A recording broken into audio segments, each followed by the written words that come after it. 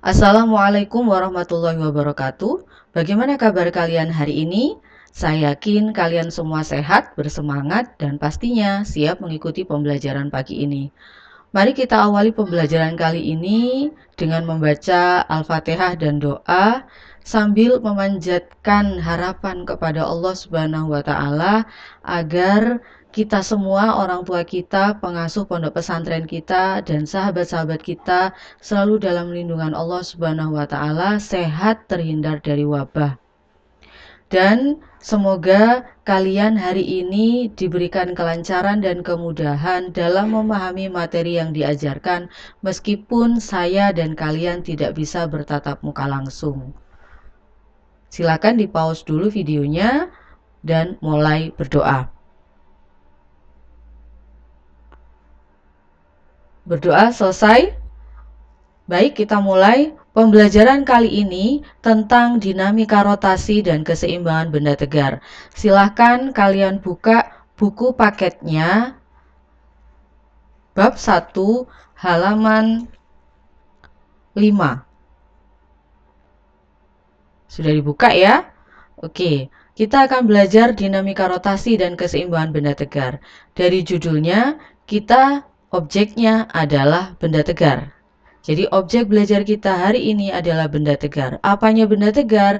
Rotasinya benda tegar. Jadi kita akan belajar rotasinya benda tegar dan keseimbangannya benda tegar. Nah, ketika mempelajari rotasi benda tegar, kita nanti akan mempelajari unsur penyebabnya, karena di sini ada kata dinamika. Jadi dinamika rotasi dari benda tegar itu yaitu mempelajari gerak rotasi benda tegar beserta unsur penyebabnya. Silahkan kalian perhatikan gambar-gambar yang ada di layar. Di sini kalian pasti pernah melihat tukang becak ataupun bengkel ataupun ayah kalian membuka atau mengencangkan mur sepeda menggunakan kunci pas. Kenapa mur itu bisa berputar? Karena diputar oleh tangan ayah atau tukang bengkel.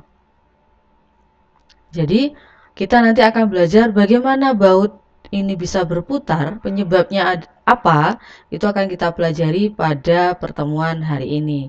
Seperti setir mobil. Kenapa setir mobil ini kalau nyetir tangan kita selalu berada di pinggirnya?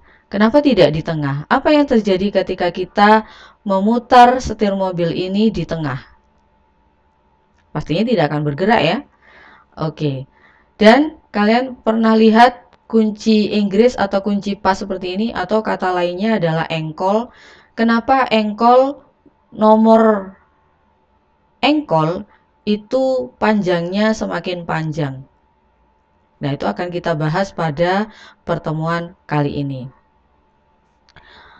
Diharapkan nanti setelah mempelajari tentang dinamika rotasi dan keseimbangan benda tegar, kalian dapat menerapkan konsep torsi, momen inersia, titik berat, momentum sudut pada benda tegar dalam kehidupan sehari-hari. Nanti pada pembelajaran hari ini, untuk pertama kalinya kita akan fokus pada faktor-faktor penyebab benda bergerak rotasi. Apa itu? Yaitu torsi. Jadi, indikator pencapaian kompetensi yang akan kita capai, yang pertama, kalian harus bisa mengidentifikasi contoh-contoh penerapan torsi dalam kehidupan sehari-hari. Yang kedua, menjelaskan faktor-faktor penyusun torsi. Yang ketiga, nanti kalian harus bisa menentukan nilai dan arah torsi. Jadi ada 3 poin yang akan kita pelajari pada pertemuan hari ini. Dan diharapkan lagi nantinya untuk ranah keterampilan, kalian bisa membuat karya yang menerapkan konsep titik berat dan keseimbangan benda tegar. Jadi nanti unsur penilaiannya kalian harus bisa merancang desain karyanya, kemudian membuatnya dan menyajikannya dalam sebuah pameran. Semoga saja wabah pandemi COVID-19 ini cepat berlalu sehingga kita bisa merealisasikan ini. Amin, amin ya rabbal alamin. Nah, Berdasarkan kompetensi dasar tadi, maka cakupan bab dinamika rotasi dan keseimbangan benda tegar terdiri dari torsi, momen inersia, keseimbangan benda tegar, titik berat, dan momentum sudut. Kita akan mempelajari 5 poin materi ini. Nah, seperti tadi yang sudah disampaikan bahwa objek belajar kita hari ini adalah benda tegar. Benda tegar itu apa? Benda tegar itu adalah benda yang jika dikenai gaya, dia tidak dapat berubah ukurannya. Akan tetapi, dia akan berubah geraknya, apakah posisinya ataupun kecepatannya. Jadi benda tegar ini contohnya apa? Misalkan seperti kursi. Kursi jika dikenai gaya, dia tidak akan penyet. Spidol itu adalah benda tegar. Yang bukan benda tegar contohnya apa? Lilin, plastisin, itu adalah benda bukan benda tegar. Nah, berbicara tentang benda tegar ini bisa bergerak translasi. Translasi ini artinya bergeser, berarti bisa dikatakan seperti contohnya gerak lurus. Jadi benda tegar bisa bergerak lurus, juga bisa bergerak rotasi. Atau benda tegar bisa bergerak dua-duanya secara kombinasi, gerak translasi dan rotasi. Contohnya apa? Contohnya misalkan gerak menggelinding roda sepeda. Jadi gerak menggelinding roda sepeda itu, roda sepeda berputar tapi dia bisa bergerak lurus.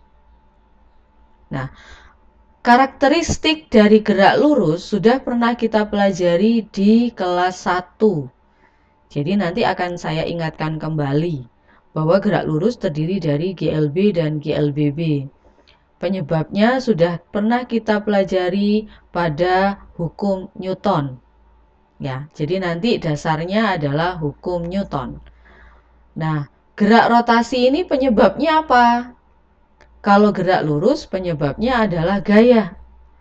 Kalau gerak rotasi penyebabnya adalah torsi. Nah, ini yang akan kita bahas pada pertemuan kali ini. Bisa dimengerti ya? Nah, sekarang kita akan mempelajari tentang konsep torsi. Dan saya harapkan untuk mempelajari ini kalian harus benar-benar memperhatikan penjelasan yang saya sampaikan dengan sikap rasa ingin tahu dan gemar membaca, berpikir kritis, teliti, bertanggung jawab, kerjasama, jujur, menghargai, dan kreatif.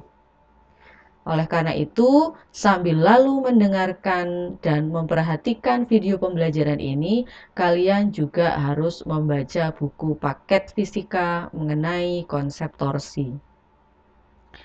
Nah, kita akan membahas tentang konsep torsi. Perhatikan gambar pintu di layar. Di situ pintunya awalnya tertutup, kemudian terbuka. Atau kalian bisa memperhatikan pintu asrama kalian. Nah, sekarang kita diskusi. Diskusi, kalian berdiskusi dengan temannya. Saya harap kalian bisa mengikutinya dengan baik. Pertanyaannya, ketika kalian melihat animasi pintu ini, apakah daun pintu itu bergerak? Pasti jawaban kalian adalah ya. Nah, sekarang pertanyaannya, kalau memang daun pintu itu bergerak, jenis geraknya gerak apa? Apakah dia bergerak lurus? Ataukah dia bergerak melingkar? Ataukah dia bergerak parabola? Saya yakin di kelas 1 kalian sudah memahami apa itu gerak lurus, apa itu gerak melingkar, apa itu gerak parabola. Gerak lurus berarti gerak yang lintasannya lurus. Gerak melingkar berarti gerak yang lintasannya berupa lingkaran. Gerak parabola, gerak yang lintasannya seperti parabola. Silakan dipikirkan dan berdiskusi dengan teman di dekat kalian. Nah, kalau memang daun pintu itu bergerak, bagaimana daun pintu itu bisa bergerak? Apakah daun pintu itu bergerak sendiri? Ya, pastinya ada yang dorong. Bukan begitu? Nah, apakah daun pintu ini bergerak lurus? Tidak. Buktinya dia salah satu ujungnya di sini tidak bergerak. Yang bergerak hanya sisi sebelah luar. Berarti dia tidak bergerak lurus. Apakah dia bergerak parabola? Tidak. Kenapa? Karena daun pintu ini tidak melambung seperti parabola. Maka jawaban yang benar adalah gerak melingkar. Kenapa melingkar? Karena ada satu sisi yang dibuat sebagai engsel. Jadi daun pintu ini meskipun tidak bergerak satu lingkaran penuh, ataupun dia sedang bergerak seperempat lingkaran, maka tetap dikategorikan sebagai gerak melingkar. Nah, bagaimana daun pintu itu bisa bergerak? Kita pastinya memberikan gaya pada gagang pintunya. Ya, kita memberi gaya pada gagang pintunya. Nah, sekarang coba kalian perhatikan buku yang ada di depan kalian, kemudian coba kalian beri gaya. Apa yang terjadi pada buku yang kalian dorong? Apakah dia bergerak melingkar? Ataukah dia bergerak parabola? Jawabannya pasti buku akan bergerak lurus. Nah, sekarang coba bandingkan dengan pintu. Kenapa pintu bisa bergerak melingkar, sedangkan buku bisa bergerak lurus? Salah satu faktor penyebabnya adalah gaya. Tapi dalam gerak melingkar, apakah gaya merupakan faktor satu-satunya daun pintu bergerak melingkar? Apa yang terjadi kalau engselnya dibuka kemudian kita dorong daun pintu? Pasti tidak akan bergerak melingkar. Nah, silakan kalian berpikir secara kritis. Kita lanjutkan. Perhatikan daun pintu di sekitar kalian, atau kalian bisa membayangkan pagar rumah kalian atau pagar di sekitar pondok pesantren kalian. Perhatikan gambar ini. Ini adalah pagar, di sini ada engsel. Ya, di sini ada engsel. Kemudian di sini ada titik 1, titik 2, titik 3. Nah, apa yang terjadi? Ya, silakan diperhatikan. Apa yang terjadi jika gaya F, ya, gaya F cukup besar dikerjakan pada titik 1, 2, dan 3? Titik manakah gaya harus dikerjakan agar pagar berotasi? Silakan dibayangkan kalau ditaruh gaya itu dikerjakan pada titik 3, apa yang terjadi? Apakah pagar akan berputar? Jika gaya F dikerjakan pada titik 2, apakah pagar akan berputar? Jika gaya F diberikan pada titik 1, apakah pagar akan berputar? Nah, kita kembali lagi ke daun pintu tadi, bahwa daun pintu bergerak melingkar karena ada engsel. Engsel sebagai poros. Jadi sekali lagi, ciri-ciri benda bergerak melingkar adalah adanya poros. Kipas angin berputar, adanya poros. Jarum jam berputar, ada poros. Jadi sekali lagi, gerak melingkar pasti syarat utamanya adalah ada engselnya atau ada porosnya. Nah, sekarang jika engselnya ini di sini, kemudian gaya diletakkan atau dikerjakan di titik 1, 2, 3, mana yang akan membuat pagar berotasi? Pastinya titik 1 dan titik 2. Nah, sekarang pagar akan tetap diam ketika gaya F dikerjakan pada titik kerja nomor 3. Mengapa bisa demikian? Karena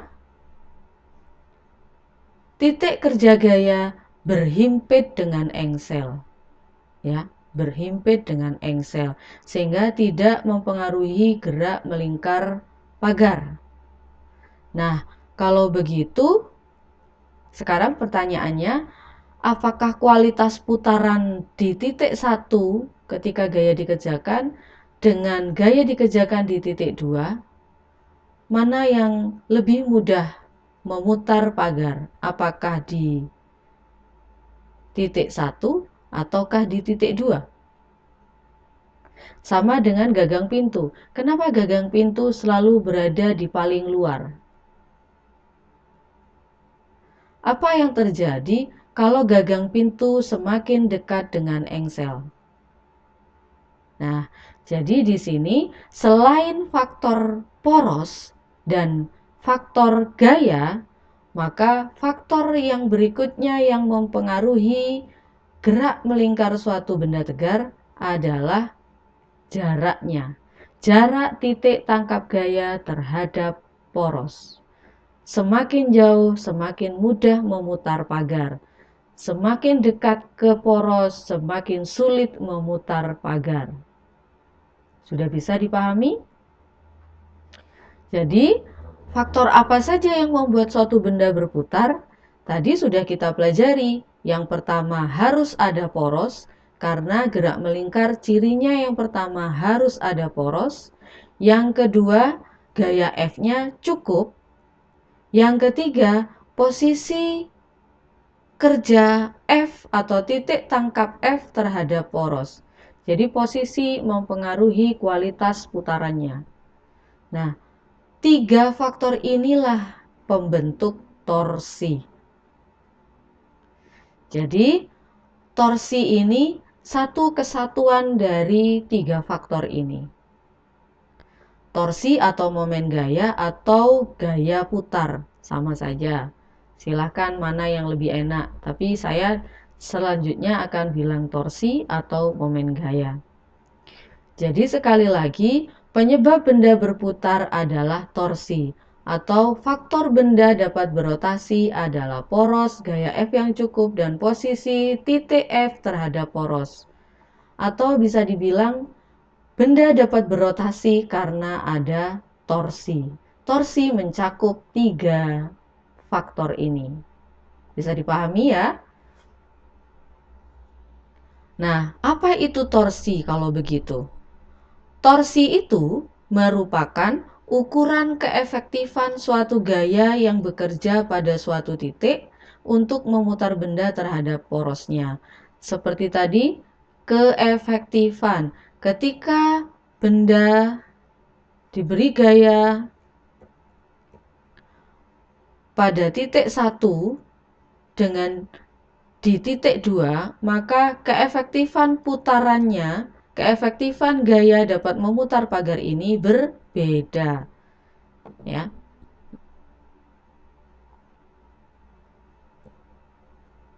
Jadi, torsi itu merupakan ukuran keefektifan suatu gaya yang bekerja pada suatu titik untuk memutar benda terhadap porosnya. Nah, perhatikan ini gambar simulasinya. Misalkan ini ada batang, ya. Batang dan salah satu ujungnya ditetapkan sebagai poros, kemudian salah satu ujung yang lainnya diberi gaya, maka dia akan berputar. Nah, seperti tadi, syarat benda berputar. Yang pertama harus ada poros, sudah terpenuhi. Yang kedua harus ada gaya, ada yang narik atau ada yang dorong, sudah terpenuhi. Dan yang ketiga, posisi titik gaya terhadap poros harus ada, yaitu R di sini. Jadi sudah terpenuhi semua, maka batang ini akan berputar. Arahnya kemana? Tergantung arah gaya yang diberikan. Ini arah gayanya ke bawah, maka dia akan berputar terhadap poros P searah jarum jam. Nah, bagaimana menghitung torsinya? Secara matematis, momen gaya atau torsi didefinisikan sebagai hasil perkalian silang antara vektor posisi R. Jadi ini vektor posisi R ditarik dari poros ke titik gaya. Sekali lagi, R itu adalah vektor posisi ditarik dari poros ke titik gaya dengan vektor gaya F. Vektor gayanya dari titik tangkap gaya ke bawah. Maka torsi sama dengan R cross F. Ini adalah perkalian silang. Karena kalian belum pernah menerima tentang materi perkalian silang, maka ini tidak usah dipikirkan terlalu dalam. Kita akan menuju ke slide berikutnya. Seperti yang sudah saya sampaikan tadi, bahwa syaratnya adalah poros, gaya yang cukup, dan posisi titik tangkap gaya terhadap poros. Di sini porosnya sudah terpenuhi, gayanya sudah ada, posisi titik tangkap gaya cukup terhadap porosnya. Maka besar momen gaya dapat dinyatakan dengan R kali F sin theta. Apa itu theta? Theta adalah sudut yang dibentuk oleh vektor R dan F. Ingat vektor R ditarik dari poros ke titik tangkap gaya. Maka theta itu adalah arahnya ke kanan, F-nya ke bawah, maka sudut theta adalah ini.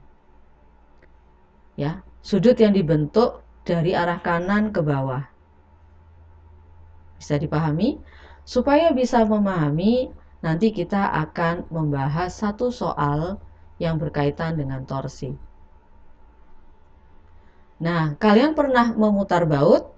Baut itu akan diputar kemana supaya dia masuk ke dalam? Ya, akan diputar searah jarum jam. Maka arah putaran yang searah jarum jam dianggap arah torsinya negatif.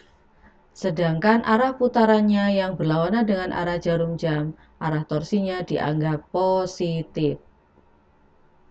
Jadi torsi sekali lagi adalah vektor. Nah, sekarang kita uji coba pemahaman kita terkait konsep torsi. Perhatikan soal di layar ini. Ada 5 gaya F yang bekerja pada selembar plat logam. Ya, ada F1, F2, F3, F4, F5.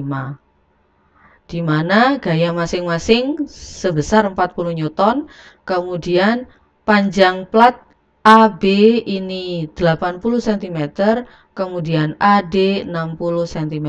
Jadi lebar dan panjang dari plat ini adalah 60 kali 80 cm. Sekarang dari kelima gaya ini, berapakah nilai dan arah torsi totalnya? Karena ada 5 gaya, maka ada 5 torsi. Berapa jumlah torsi secara keseluruhannya? Itu akan kita bahas. Dan ingat, faktor utama adalah poros. Di sini porosnya adalah titik O, maka pusat putarnya adalah titik O. Yuk kita bahas. Untuk menentukan nilai torsi total, maka kita harus menentukan torsi dari masing-masing gaya. Yang kita bahas sekarang adalah torsi dari gaya F1. Jadi yang saya gambar di sini hanya fokus kepada F1. Jadi F1 ke atas di titik B. Ya. Jadi F1 ya tadi porosnya adalah O, F1 dikerjakan ke atas di titik B. Maka titik B adalah titik tangkap gaya. Ingat tadi syaratnya adalah ada poros, ada gaya, ada posisi titik tangkap gaya terhadap poros. Berarti ada R-nya. R-nya yang mana berarti? Ingat tadi ditarik dari poros ke titik tangkap gaya. Maka inilah R-nya.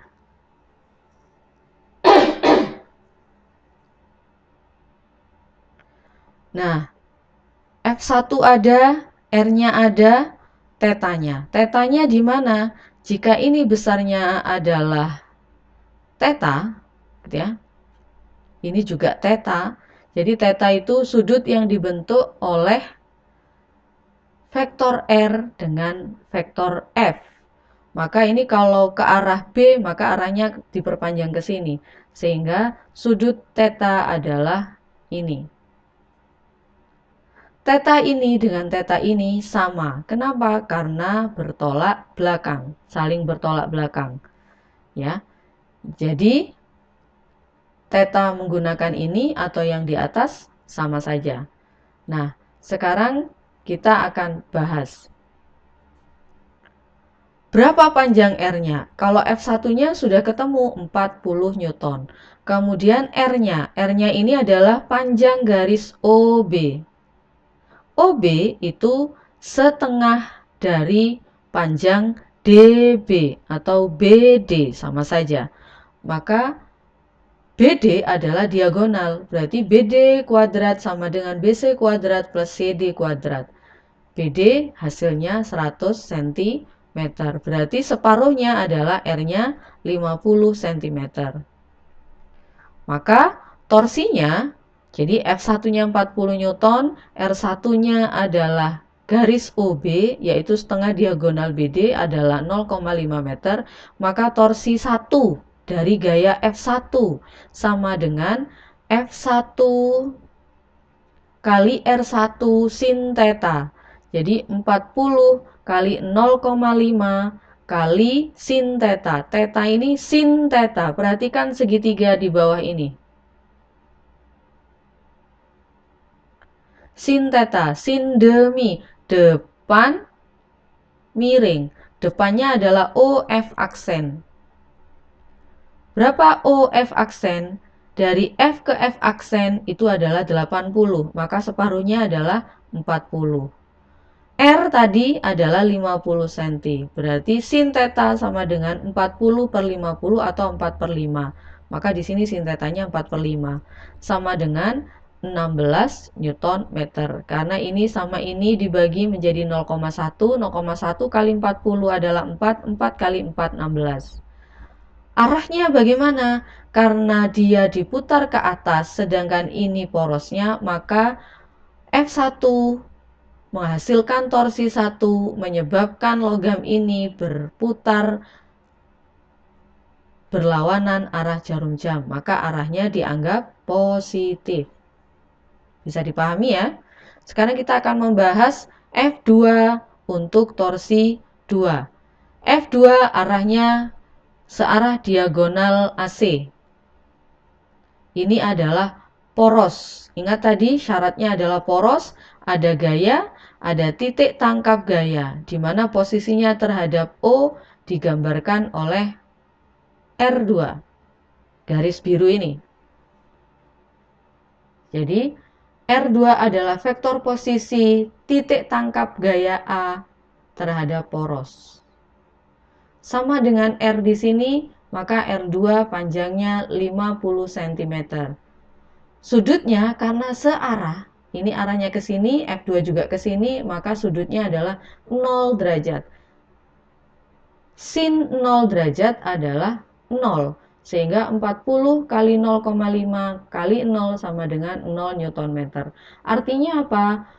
F2 tidak menyebabkan plat logam ini berputar. Ya. Atau torsi akan 0 ketika gaya dan vektornya, vektor posisinya berhimpit atau searah. Bisa dipahami ya? Sekarang kita lanjut ke F3. F3 saya taruh di atas sama saja. Sama-sama titik kerja gayanya adalah di titik D. Ingat, ini poros, ini titik gaya, maka R-nya adalah ditarik dari O ke D. Maka sudut tetanya adalah ini. Ini tetanya. Ya, ini theta aksen. Theta plus theta aksen sama dengan 180 derajat. Maka F3-nya 40 Newton, R3-nya garis OD sama ini 50 cm. Kemudian torsi 3 sama dengan F3 R3 sin theta, yaitu 40 kali 0,5. Ya, 40 kali 0,5 kali 4/5. Jadi nilai dari sin theta adalah 4/5. Kenapa bisa 4/5? Karena ini. Sin theta aksen itu sama dengan sin 180 min theta. Sama dengan sinnya sama. Depan miring. Ya, 40/50 yaitu 4/5. Dan ini menyebabkan plat logam ini berputar searah jarum jam terhadap poros O. Maka arah torsinya dianggap negatif. Oke, sekarang F4. Ini F4 arahnya ke bawah, titik tangkap gayanya di E aksen, porosnya di O. Maka R-nya, vektor posisi titik tangkap gayanya, ditarik dari poros ke titik tangkap gaya sini. Inilah R-nya. Maka torsi 4 sama dengan F4 R4 sin theta, sin 0. Hasilnya 0. Ya, ini panjangnya 30. Kenapa? Karena dari sini ke sini 60 cm, separuhnya 30 cm. Maka hasilnya 0 Newton meter. Di sini vektor R dengan gaya F4 berhimpit. Nah, sekarang kita akan membahas F5. Ya, fokus pada F5. Jadi ini F5 arahnya ke sini, ini theta, maka titik tangkap gayanya adalah F aksen, F-nya F5, maka R-nya ditarik dari O ke F aksen karena porosnya di O. Berapa R-nya? Yaitu separuh dari 80, yaitu 40. R-nya 40 cm. Sedangkan sin theta, perhatikan garis segitiga ini. Sin theta, sin demi. Mi ini miringnya 50 cm. E aksen F aksen kuadrat. Jadi E aksen F aksen kuadrat itu ketemunya di sini 50 cm. Ini seharusnya E aksen F aksen ya. Nanti silakan diganti sendiri. Maka R-nya adalah, jadi sin tetanya di sini OE aksen, jadi depan miring. 30/50 sama dengan 3/5. Maka torsi 5 sama dengan F5 R5 sin theta. F5 40, R5 0,4 karena separuh dari 80. Sin theta 3/5, maka hasilnya 9,6 Newton meter. Arahnya positif. Kenapa? Karena ini menyebabkan dia berputar ke sini terhadap poros O. Sudah terhitung semua torsi 1 sampai torsi 5, maka kita bisa menghitung torsi totalnya. Supaya lebih mudah dapat ditabulasi seperti di bawah ini. Jadi F-nya, R-nya, sin tetanya, torsinya. Arahnya sudah ditabulasi sehingga torsi totalnya sebesar 9,6 Newton meter. Ya, ini 16 positif plus 0 min 16. Kenapa min? Karena di sini arahnya negatif, plus 0 plus 9,6 sama dengan 9,6 Newton meter. Dan karena di sini nilainya plus, berarti kesimpulannya arah putarannya adalah berlawanan arah jarum jam. Sampai sini ada pertanyaan? Silahkan disimpan dulu karena kita tidak bisa berkomunikasi secara langsung. Silahkan nanti dicatat apa yang tidak dimengerti. Akan tetapi saya harapkan semoga penjelasan saya hari ini bisa membuat kalian sedikit lebih paham. Nanti kalian boleh mempertanyakan apa yang tidak kalian pahami pada saat tatap muka. Fisika asyik ya? Pastinya. Saya yakin kalian pasti bisa. Nah, dari apa yang sudah kita pelajari, bahwa benda jika bergerak lurus, pasti penyebabnya adalah gaya. Kalau dia bergerak melingkar, penyebabnya adalah torsi. Torsi dan gaya adalah satu level, ya. Sama-sama vektor, sama-sama penyebab benda bergerak. F bergerak lurus, sedangkan torsi penyebab benda bergerak melingkar. Nah, tadi sudah dipelajari bahwa ketika pagar diberikan gaya pada titik 1 dan 2 dan 3 itu menghasilkan kualitas gerakan melingkarnya berbeda. Dan tadi sudah dibahas bahwa ketika gaya dikerjakan pada titik 1 lebih efektif memutar pagar daripada dikerjakan pada titik 2. Nah, sekarang coba konsep tadi diterapkan pada pertanyaan ini. Perhatikan gambar di bawah ini. Ini ada kunci pas yang akan mengencangkan mur atau melepaskan mur. Di sini ada titik tangkap gaya A, B, dan C. Dengan menggunakan konsep torsi yang saya sampaikan tadi, bagaimana cara mengencangkan mur yang mudah dan benar? Apakah gaya diberikan di titik A, ataukah di titik B, ataukah di titik C? Kemudian gayanya diberikan ke bawah atau ke atas supaya dia kencang. Nah, silakan kalian tulis jawaban ini di buku kalian yang nantinya akan kita bahas pada pertemuan selanjutnya. Nah, kita tadi sudah membahas soal seperti ini. Nah, sekarang giliran kalian mencoba melatih pemahaman tentang konsep torsi pada soal yang sama, akan tetapi torsi total yang ditentukan adalah terhadap poros titik C. Jadi C di sini. Jadi bayangkan ini dipaku, paku tidak paku tetap tapi paku agak longgar, kemudian ini berputar terhadap C. Ya. Oke, silakan dikerjakan dalam kelompok, akan tetapi tagihannya tetap individu. Tapi boleh mengerjakan secara berkelompok dalam study club yang dilakukan di asrama.